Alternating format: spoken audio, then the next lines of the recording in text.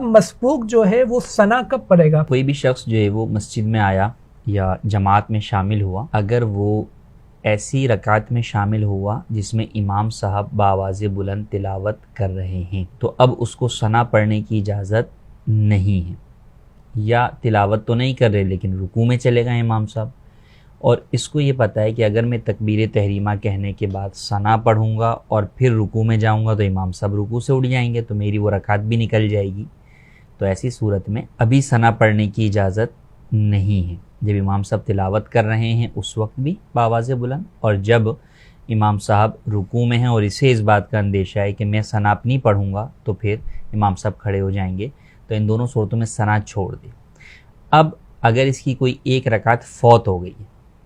تو جب اپنی فوت شدہ رکعت پڑھنے کھڑا ہوگا تو اس کے ابتدا میں اولاً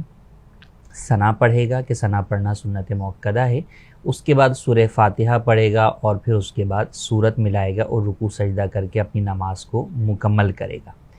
اگر یہ شخص آتا ہے ایسی نماز کے اندر جس کے اندر امام صاحب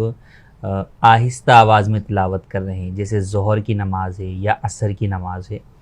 اب ایسی صورت میں اگرچہ یہ دوسری رکعت میں آیا ہے امام صاحب آہستہ تلاوت کر رہے ہیں تو یہ ثنا پڑھ سکتا ہے۔ جس صورت میں ثنا اس کی فوت ہو جائے گی اس صورت میں اپنی فوت شدہ رکعت جب پڑھنے کھڑا ہوگا تو اس کی ابتدا میں ثنا پڑھے گا۔